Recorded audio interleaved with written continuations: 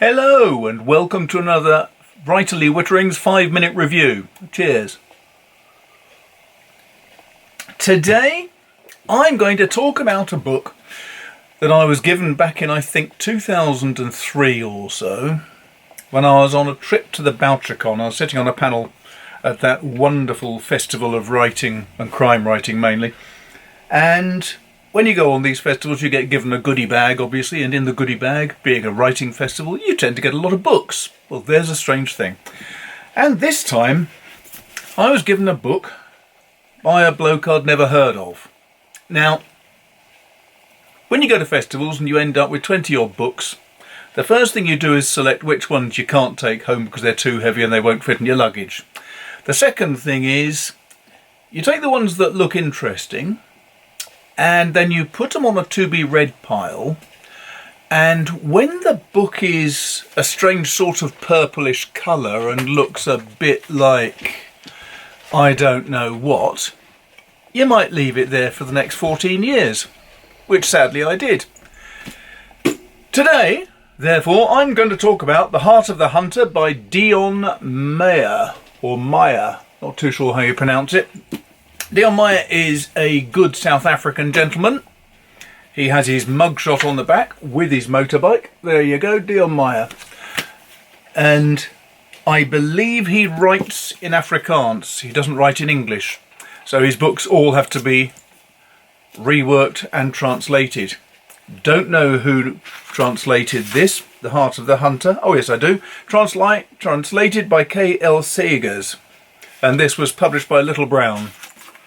Originally published in 2002, the English translation 2003. So, what is this book about? It starts off with a chap in Africa, a large Xhosa, or Xhosa, I think they pronounce it over there, but I'm not going to try to give South African accents because that really would be embarrassing. So he's a Xhosa warrior type fellow, very tall, very muscular, very strong, living a quiet life with his woman and her son from a previous relationship in South Africa. He works as a caretaker cleaner in a motorbike shop, selling BMWs mostly, and he's just a quiet non-entity in the new South Africa.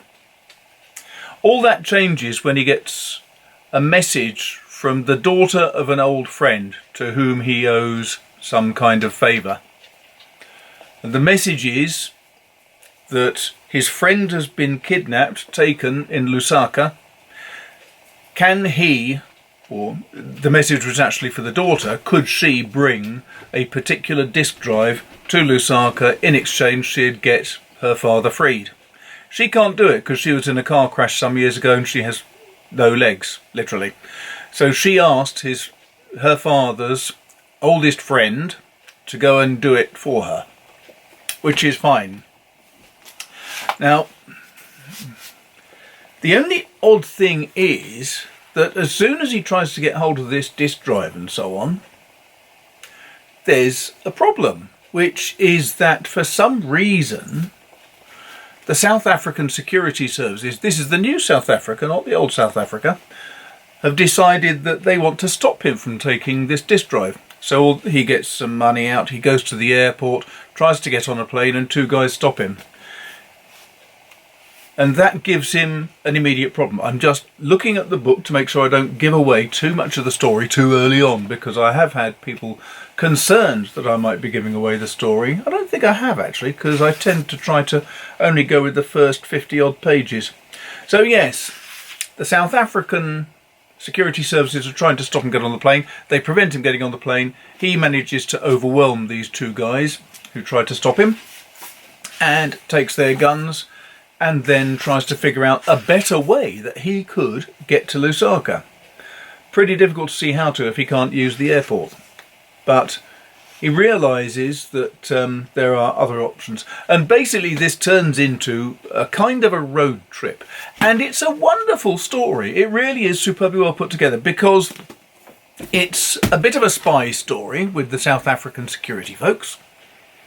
It's very much a road trip. You have the sort of brotherhood of the road, the brotherhood of people on bikes, which works exceptionally well, I have to say. And the lead character is really accessible and appealing. He's an attractive character because he's basically an honourable person trying to do the right thing. That's always quite nice for a book. The subsidiary characters in the story are exceptionally well crafted and very well rounded.